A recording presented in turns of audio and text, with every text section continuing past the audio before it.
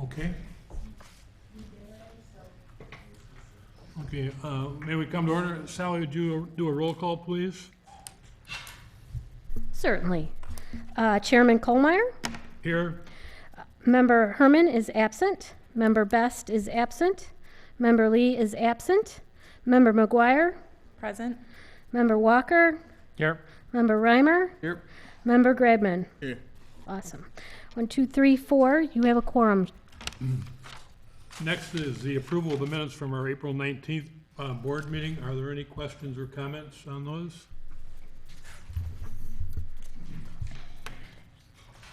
If not, may I have a motion to approve, please? So moved. I'll second. Second. All those in favor? Aye. Motion carried. Next is the approval of the minutes from our May 17th board meeting. Again, any questions or comments? If not, may I have a motion to approve? So moved. Second? I'll second again. All those in favor? Aye. Next on the agenda is the opportunity for citizens to address the Park and Rec Board on non-agenda items. Does anyone care to comment? Yes? Anybody else that was in here before me? No? Would you come to the microphone and state your name and address, please? Certainly.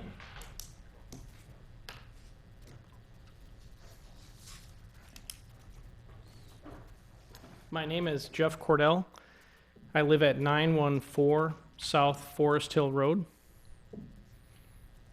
And what I'd like to address tonight is maybe with the board to plant a seed with respect to the launch ramp down at the lakefront. I've been a resident now for about 11 years now, and each of those 11 years I've had a boat. And recently, within the last 3 or 4 years, I acquired some personal watercraft or jet skis, you know, that people refer to them. I acquired a pair. And one of the things that I've had to deal with is having a boat and 2 personal watercraft. And so a couple of requests that I had for you all to ponder and give some thought to is, one, in the time that I've been launching down there, there have been people down there with dual, triple axle trailers, 30-foot boats, 28-foot boats, and whatever that current fee is for launching, you know, for the, is it $30 some now to launch? Whatever that fee is. Yeah, I don't have the daily launch number in my head, but it's between 30 and 40. Something like that. For somebody to launch a 30-foot boat, it costs that fee. For me to launch one personal watercraft, it's the same fee. If I have a single axle trailer with 2 watercraft on the same small trailer, it's $30 per watercraft. So what I'd like to propose to the board is to eliminate the dual fee for that, and instead maybe ponder how a solution can be created to maybe charging a fee per axle, per length of boat, or both of the above, so that somebody who's using a triple axle trailer is actually maybe affecting the pier structure and things like that a lot more than 2 personal watercraft. In fact, when I go down there to launch my personal watercraft, if it's full, if the parking lot is full and I'm not even taking up a bay, I can detach that trailer, push it up in the grass, and park my car in a regular parking space. So it really has a lot less impact on the parking down there than somebody with a triple axle trailer and a car that'll take up quite a bit of space. So if you would, I respectfully request that the board look at the option of maybe changing that fee so that if I don't buy an annual fee, I don't have to pay that for both watercraft, but instead I can pay that for that trailer that I have so my 2 kids can be on that. It's really nice to have 2 watercraft out at one time, so if one breaks down, there's another one to get them in. But it starts to get expensive if I don't have that launch pass. But when I buy that launch pass, I got to buy it for 2 watercraft instead of just per that trailer. Now, if I may I have a few more moments to add one more thing to that, if I may? And that is how the sticker is applied to the vehicle. So there have been many times when there's been a southwest wind or something like that, or I have to watch the wind because I like to use the lakefront when there's a nice west or southwest wind, so it's pretty flat out there. So then I get ready. I find out it's a southwest or a westerly wind. I get ready to go out, go launch my boat, and my kid's got the cart because she's having her fingernails done. So I can't use my other vehicle to tow them down there because I don't have the sticker on it. I have to buy another pass and everything else. So is there a solution that perhaps we can, instead of affix that sticker to the vehicle, is there a way it can be affixed to kind of a pass-like structure that fits like a handicap thing on my mirror, so that when the boys and the girls look at the vehicle sticker as we're going down, then they can validate that I have that sticker. And even if there was a way to, on that sticker, if it's removable, then the kids may even be able to have a barcode reader that can really collect data rather than writing it down, that who's launching, how it's going down.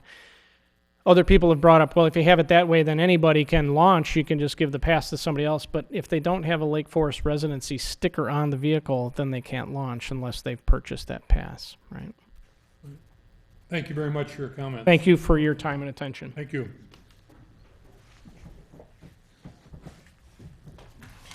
Sally, can I add one other comment to that I heard when I was down there walking the beach the other day, and that is access to the daily passes.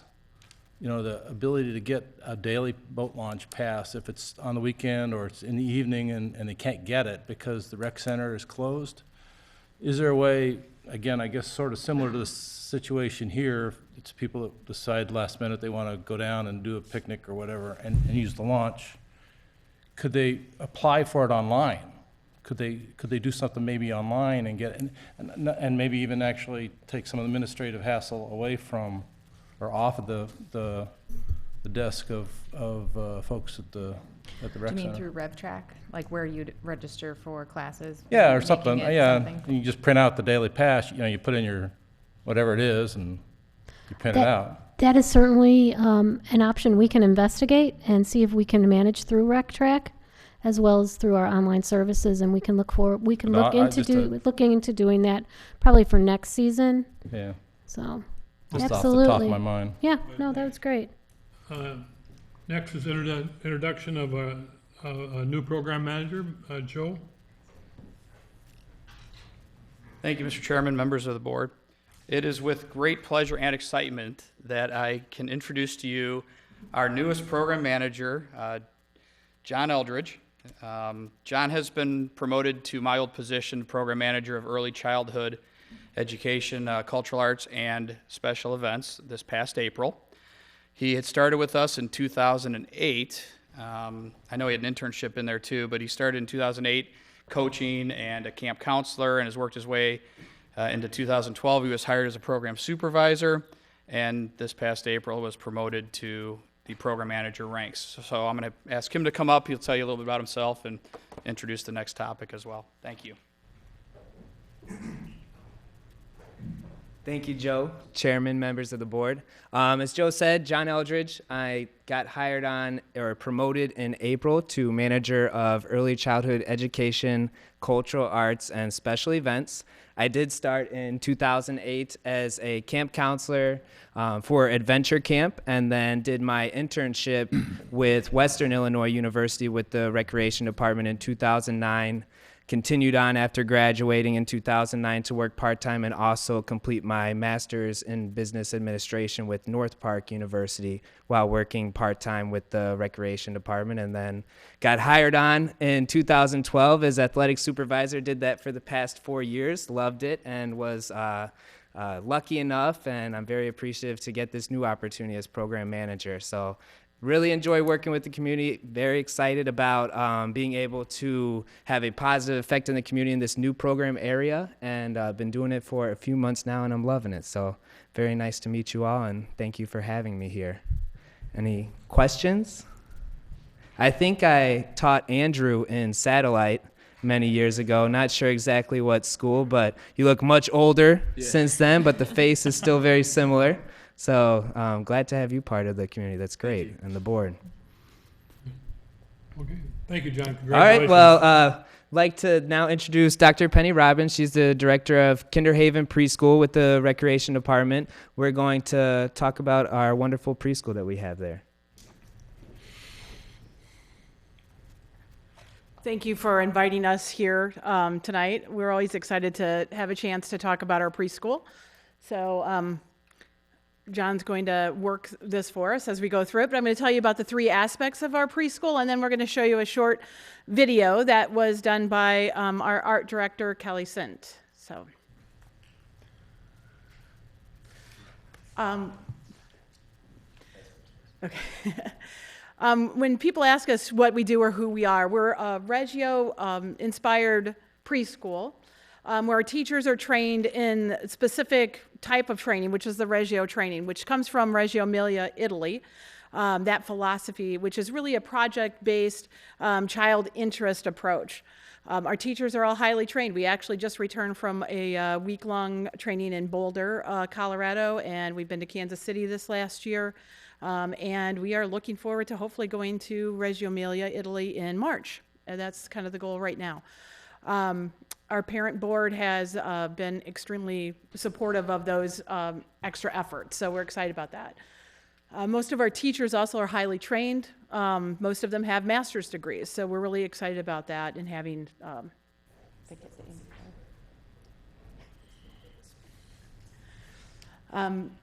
we also have a really strong emphasis on art.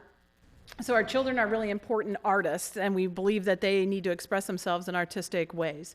So art is one of the big components. We have an art director that oversees kind of what happens in the classroom as far as art goes, and each class follows developmentally appropriate art techniques and art usages.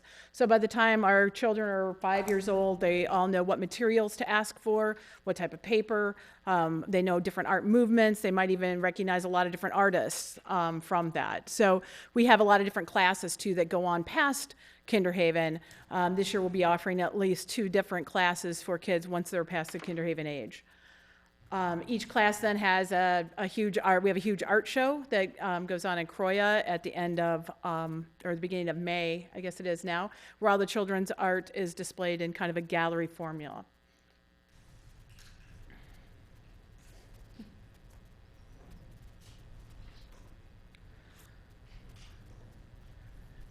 Another part of our approach is our compassion projects. So we have the Reggio approach, the art approach, and we also believe that compassion is a crucial component to our preschool. It's one of the things that makes our preschool fairly unique. We believe that children need to learn how to communicate and problem solve using their words and also their hearts and their minds as well. So they're very actively involved from day one, from the time they're 2.5, on how to resolve conflict in the classroom, how to have respectful interactions with each other, with materials, and with teachers.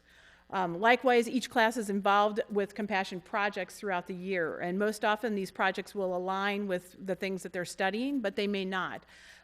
So it's an emphasis, though, on the children being the doers, the people that give back and that make a difference in the world, because we want our children to believe that no matter how old they are, how big they are, they have a responsibility in the world to really want to be a part of the care and the generosity that we have. Over the past 9 years, the children have raised money for over 30 different causes. They've had different donation drives. They've created their own pet stores on 2 different occasions, and they've had a lot of different benefits. And the kids, this is all, again, comes from the children's interests and what they want to do. So if they want to have a pet store, it's up to the teachers then to kind of rally and figure out what we're going to do to have a pet store and how we're going to create one. This past year was one of the big school-wide compassion project was our scarf compassion project. So as you can see, the kids made labels. They decided what words they wanted on them. They collected them. Some of them saved their money to buy scarves. Some of them were donated. We had over 350 scarves and hats and gloves. The kids attached the tags to these, and also several of the families set out to find places in need and tie these to different bus stops and libraries and places around Lake and Cook County.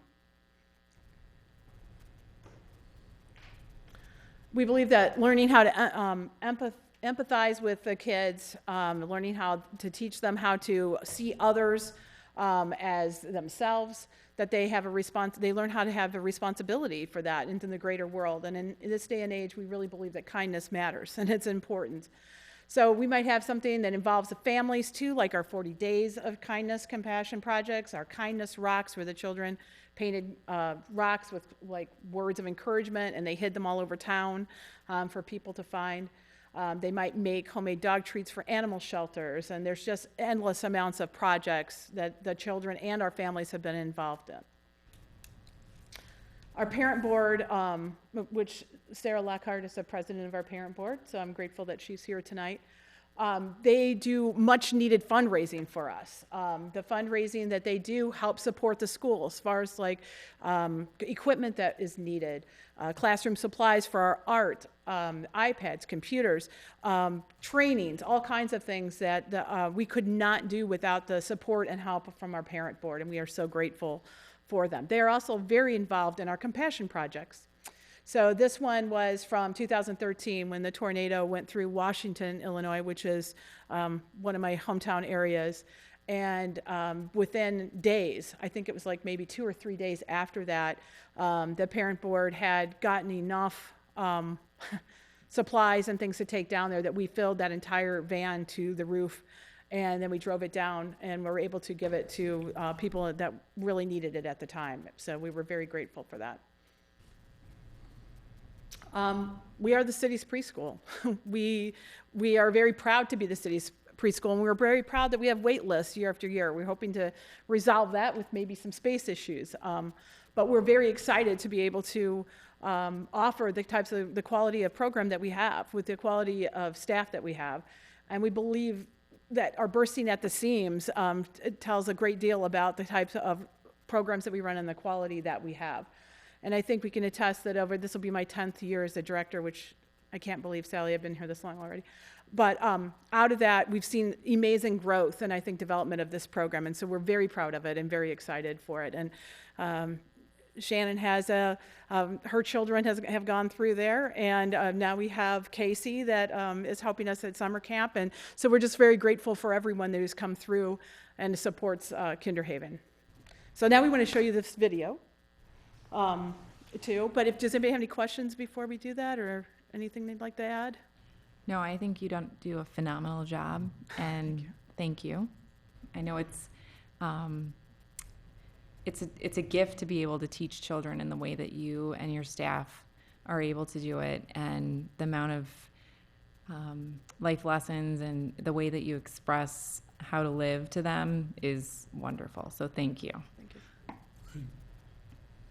All right.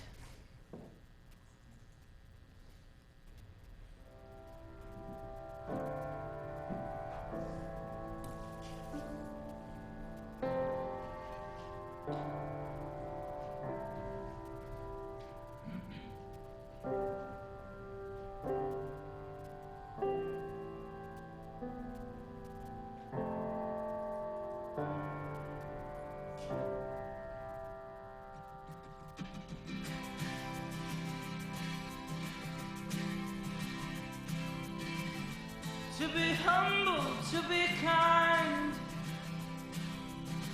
it is a giving of peace in your mind. To a stranger, to a friend, to give in such a way it has no end. We are loved, we are one, we are how we treat each other when the day is done. We are peace, we are war, we are how we treat each other and nothing more. And to be bold, to be brave,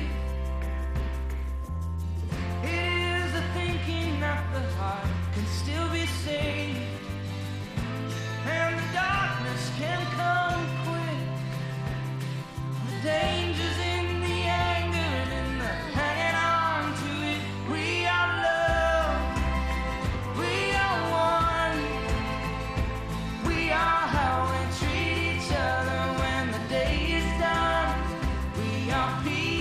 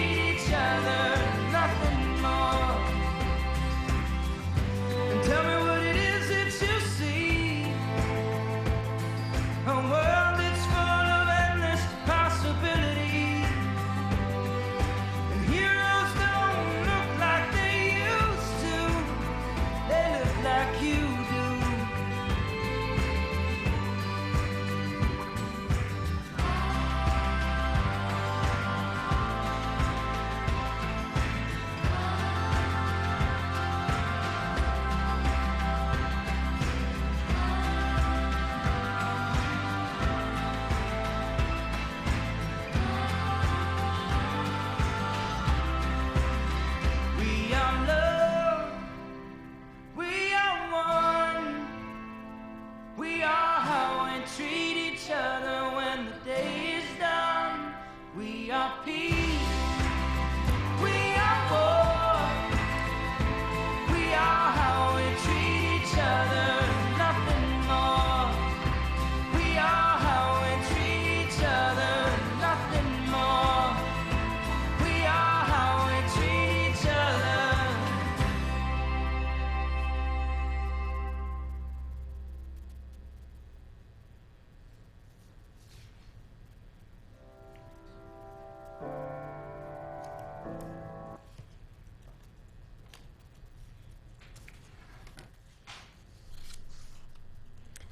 I just want to add a quick comment.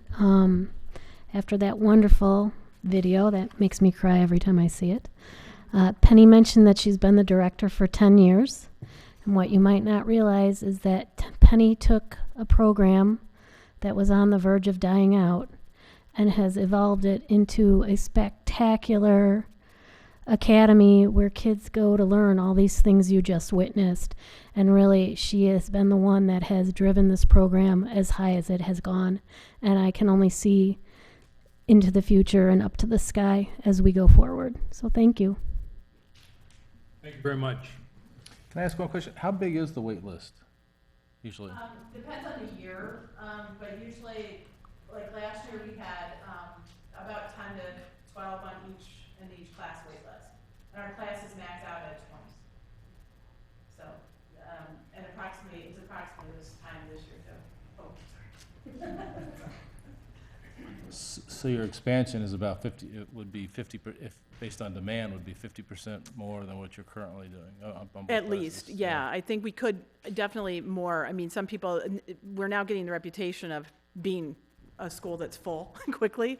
Okay. So, I mean, because a lot of the people will arrive at like 3 a.m. for that day, and we might only have, 5 slots in the older classes, for instance, to fill. So those slots go really fast. So it just really depends on the year. But we've had consistent waiting lists for, I think, the past like 6 years, 5-6 years. And how many classes do you have? We have 3 age classes, so 2.5, 3.5, and then we have one that's a combined age class that we borrow a room in the rec center for. Thank you again. Thanks.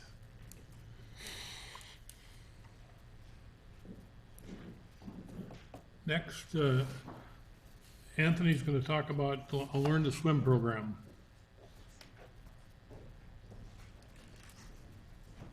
Good evening, ladies and gentlemen of the board. Thanks for having me.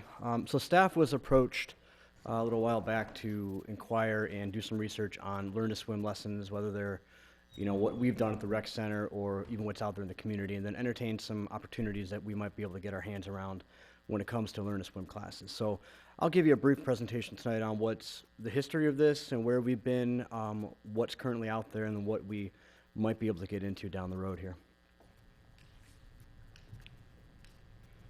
So a brief history, in 2010 we had a camp, a half-day camp called Sports Camp, and it was held at the high school.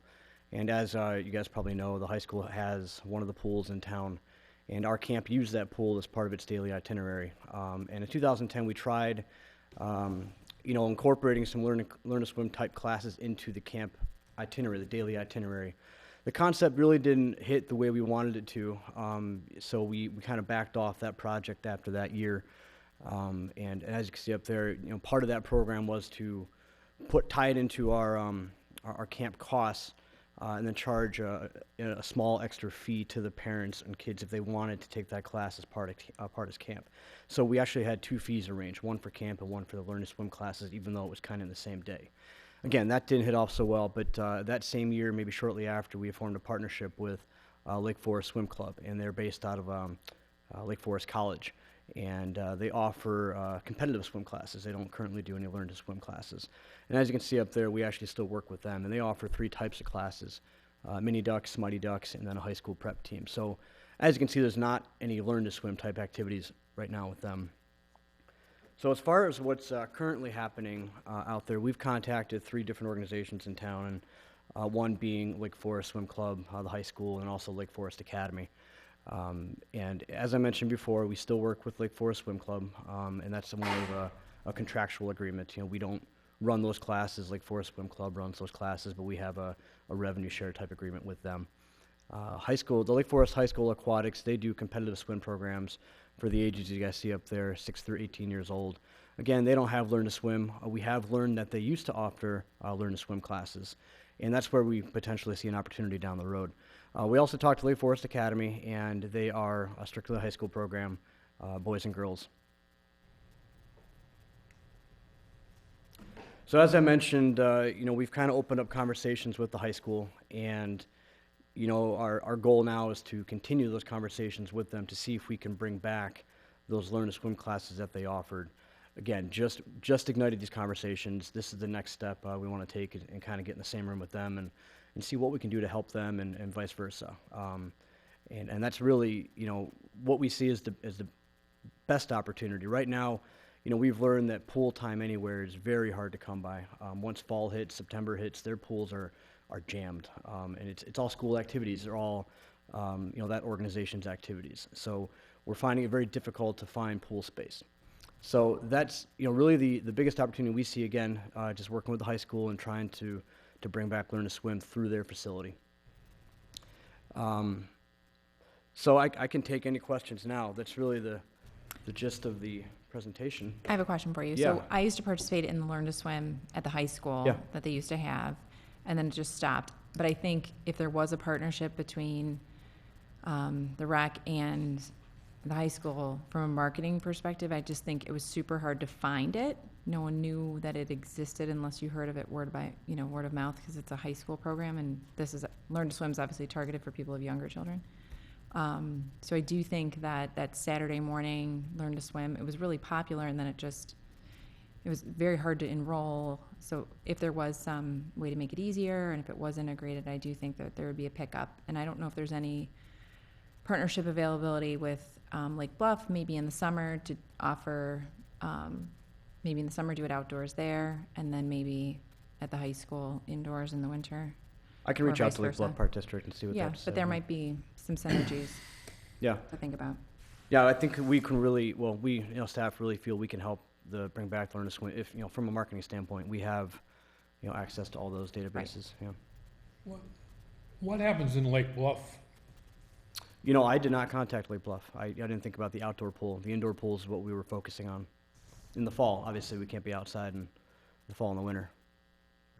So this was a fall program in the past at the high school? It was actually a summer program in the past, It was when we did it through our year-round. sports camp. The Learn to Swim class, I think, was all year round, if Yeah. I'm not mistaken. They had Right. different sessions. Right, seasons, yeah. Yeah. Every Saturday. So you could rotate or do something with Lake Bluff potentially, where, Sure, I can look into that. Well, I mean, does Lake Bluff offer swimming lessons in the summer? I did not check with Lake Bluff. No, we run our camps, they run theirs, yeah. It Anthony, seems to- can I jump in on that? Sure. Lake Bluff does offer a Learn to Swim program in their pool throughout the summer. They do it in the mornings prior to their open swim and their camp sessions. Currently, that is one of the opportunities that is not available at a resident rate to Lake Forest residents. You certainly can register as a non-resident in their programs, but they do offer them throughout the summer.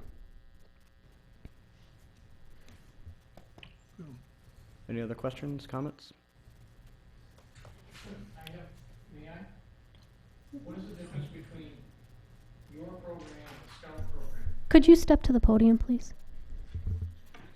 That's not that important. Difference between our program and the Scout program? I don't think the high school currently offers Learn to Swim programs. They have different age groups, but it's more of a progression of competition. And they're labeled competitive teams. So right now, there's really no Learn to Swim activities out there, as far as we know. Anthony, has there been public request to do this? We were approached by the boards. We haven't had too much feedback from the public as of now. But, doesn't mean it wouldn't work. Okay. And if you're talking about doing it with the pool, it's using the pool of the high school. That's all you're looking to do? You would look to do your own instructors, or would you look to recruit instructors from like Scouts Aquatics or some of the other organizations who already have instructors? That would be topics of conversation, to either bring in our own staff or use the high school staff and maybe pay them off their. Scouts Aquatics isn't really the high school staff, that's a club staff, right? I believe so. Yes. So So either way. we'd entertain both ideas, to be quite honest, yeah. We don't have anybody in-house right now that I know in athletics that could teach swim, so it'd have to be something we have to go look for.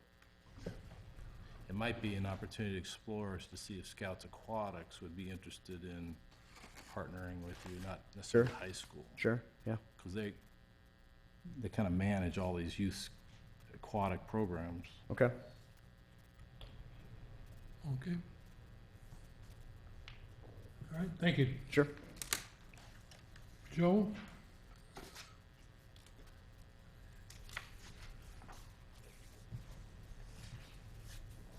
All right, thank you again. So I'm here to talk about and bring forth the intergovernmental program agreement between the City of Lake Forest and Lake Bluff Park District, which is up for renewal, and we're going to ask for approval of the intergovernmental agreement to move forward. So the intergovernmental program agreement was created between both organizations to allow us to provide recreational facilities and programs for the health and welfare of the citizens in both communities. And it also was created to achieve the goal of being the best managed and fiscally responsible organizations for and communities in the United States. Also, it allowed us to promote our programs and services at the unique facilities that we each have, and thereby reducing the duplications in programs, so that we wouldn't necessarily compete with the unique programs that we had.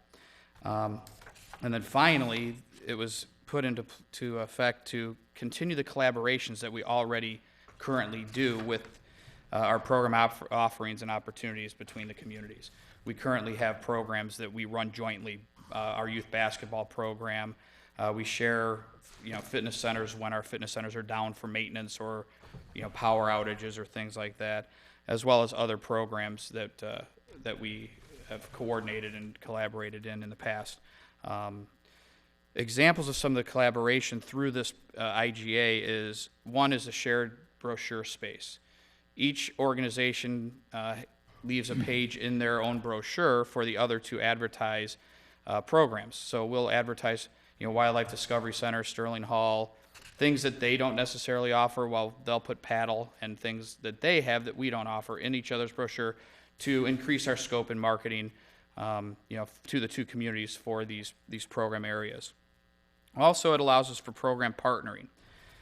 Like I mentioned earlier, it allowed us to combine our basketball program and other programs so that classes that we normally may have to cancel due to low enrollment, it provides us with a larger scope for marketing to then be able to run the classes, and have a broader scope of programming for the two communities.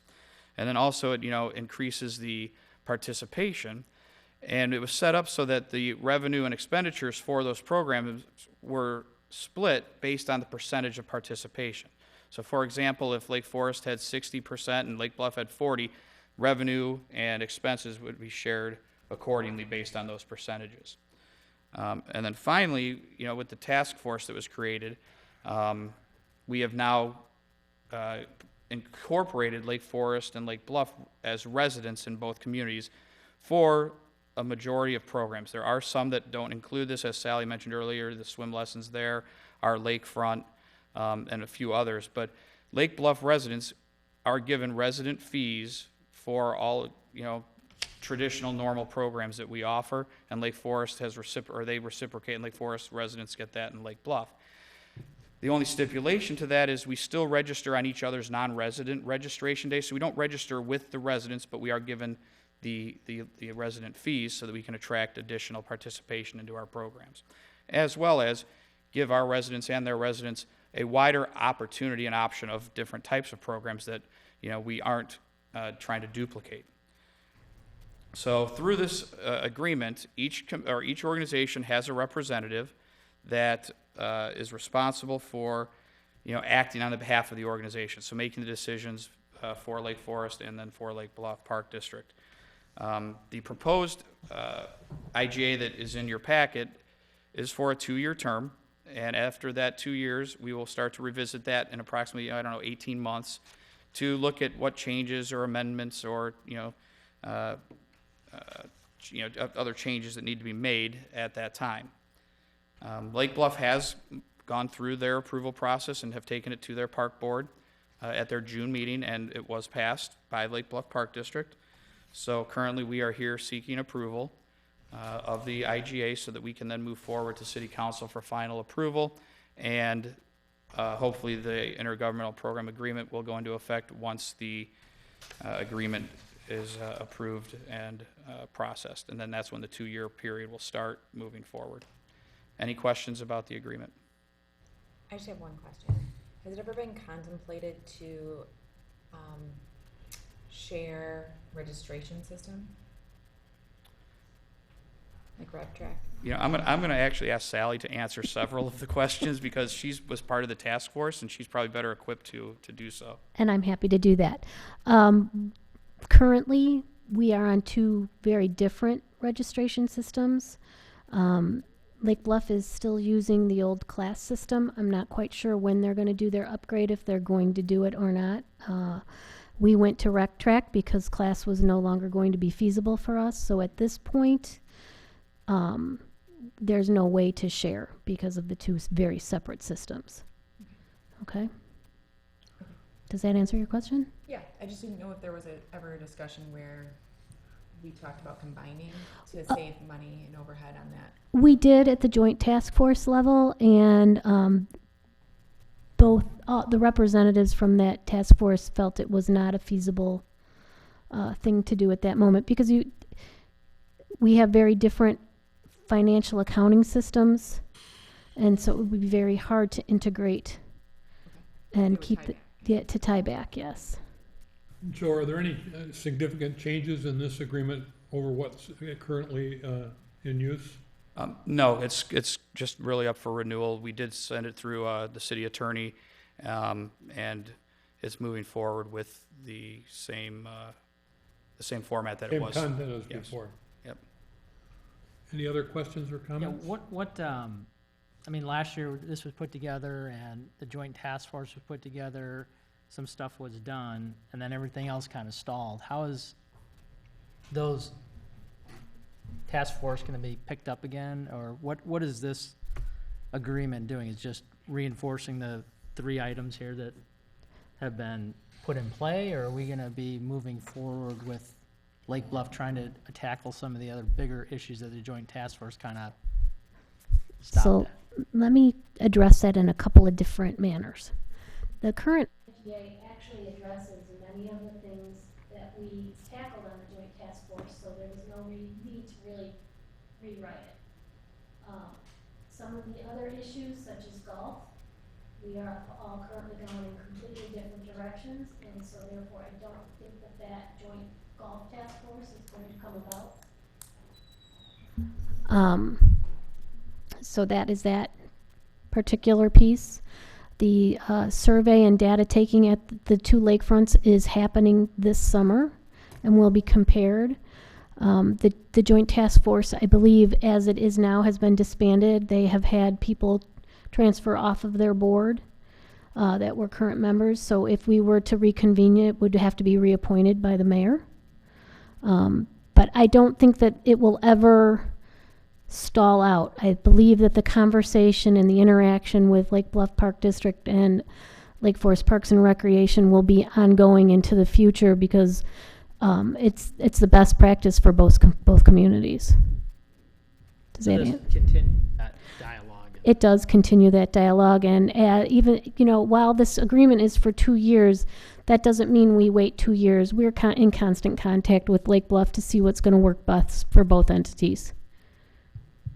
And Scu, if I'm not mistaken, this document was actually prior to the task force, the first draft of it. 2 years ago, or soon after the task force, that's when the joint fees were into this, but this has actually been in use for, several years prior to, the task force, I believe it was 2011. or a year or so. Great, thanks. If there are no other questions or comments, may I have a motion to approve the intergovernmental program agreement as presented. Motion? Second? Second. All those in favor? Aye. Aye. All right, motion carried. Thank you, Joe. Thank you very much. Thank you. Sally, comments by the director? I do have comments. I'm going to ask Danny to move the slides for me so that I don't have to get up and go over to the other side. Okay, I'm looking at my poster here. We have upcoming on Saturday, July 30th, the movie Hook is being shown at Lake Forest Beach, at Forest Park Beach. It is a free event. We encourage the community to bring their chairs and blankets and come down and enjoy a movie on the lakefront. It's a really fun thing to do. We are also offering up a new program at the beach this summer. On August 27th, we're going to challenge the community and staff to utilize cardboard to build themselves a canoe, and then we are going to host a canoe regatta. Teams will be able to use only cardboard and duct tape to hold their vessel together. There's a big long schedule, 8:30 check-in, and then we build our boat from 9 to noon. Then we do a single elimination, and then we do awards. It's going to be a lot of fun, and I encourage teams to come together and register at the rec because we're going to have a great time, and I think the board should put a team together. This Thursday, 2 days from now, we have the concert in the square, which is Shindig, but we are also hosting the car show, which is a benefit for melanoma. It is put on as co-sponsors with Market Square, Lake Forest Bank, Black Dog Speed Shop. And it is a great event. Many hundreds of cars come into the square. We close down Western Avenue, Western Avenue between Westminster and Deer Path. We utilize all those spaces. We utilize the spaces in the square, and then we are actually going to go down onto Bank Lane as well this year. So it's great. We'll have some food vendors out. It's a wonderful activity to do for families. So please come on out on Thursday. On August 20th, we are going to do a music event in the park that's formerly known as Open Lands Park. Doesn't currently have a name. Located at Deer Path and Green Bay Road. We're going to take this opportunity to ask the community to come on out to this new park and enjoy it, learn about it, and enjoy a great concert. This concert's going to go from 6 to 8, and we're going to ask you to come set up around 5. Parking will be in the city lots, the Oakwood lot, the City Hall lot, and that would be my suggestion for parking. Okay. I wanted to give you a little bit of an update on the Bluff Restoration Project. In May, I came to you and notified the board of cracks and slippage on the Bluff property at the South Access Road at Forest Park Beach. And so we had hired a company called AECom, an engineering company, to come out and study the bluff. They told us that we were not in imminent danger, but they did recommend that we tarp off the areas that were affected to lessen damage by rain and water seepage. We have done that. It is holding well. It is helping us maintain, but it is not a resolution to the problem. AECom did a formal study, and they informed us that because of the existing steep angles on the east side of the roadway, combined with the fact that that area was built from fill and the movement of the bluff, if we don't properly restore, we're going to continue to have deterioration there. So last evening, City Council approved an agreement with AECom to provide a bluff restoration feasibility study. And that study is going to go from the South Beach Access Road north to the wooden walkway, so almost all the way to Spring Lane. We're going to take into consideration the condition of that bluff. They're going to complete that report by October so that any subsequent restoration estimates can be included in our proposed FY18 capital improvement plan. So we are going to move forward. Forward thinking. This is an invitation to a Play It Forward open house that is being hosted at Deer Path Golf Course. We're going to celebrate 90 years of golf this August. 90 years on the first 9, and then the second 9 opened up the following year. So that open house is going to be from 4 to 5:30 at the clubhouse. I wanted to give you a quick little rendition of what we're going to include. We're going to showcase the master plan for the course. We're also going to provide some light picnic food and beverages. There will be formal remarks taking place at 4:30 p.m. and probably the launch of a Give Golf a Try program to introduce non-golfers to the sport will also take place for all ages at the same time. It's an opportunity for the public to get out and see Deer Path, see that new master plan, and hear how we're going to go forward. And that concludes my director's report. Sally, any questions or comments by board members? Sally, who is in charge of the landscaping? Is that under the Parks Department on the parking lots in town, specifically Oakwood, and circling that area? Yes, that would be Parks, so Chuck Myers. Personally, that landscaping is getting pretty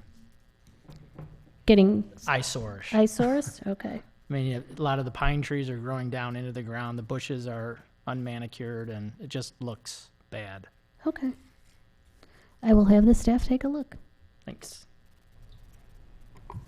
And I just want to say thank you for the beautiful West Park that just opened. So Oh. thank you. It's Thank you, quite and thank lovely. you for bringing that up. I forgot, we just grand opened West Park Playground, and it was quite a success today. We had about, I'd say we'd had close to 100 people on the playground over the course of an hour. And when we left at about 5:15, people were still coming and going. So if you have the opportunity, some of you had the chance to get there, but if you haven't had an opportunity, please stop by. It's fabulous. So. Yeah, very impressive. Yeah, I saw the same thing when I was there this afternoon, but I would also add that if there's a track record, the park with the same kind of design concept, not obviously same stuff, that's over at Everett with that material in it, there is kids there all the time. I mean, it is just constantly in use. So great investment of yours. Well, thank you, and thank you for your approval of that plan. We did have the student designers were present today for the opening, and they were thrilled to see their hard work come to fruition. If there are no other questions or comments, I'll motion to adjourn, please. So move. Second? All those in favor? Aye. We're adjourned. Next meeting is at Municipal Services in August, right? Thank you.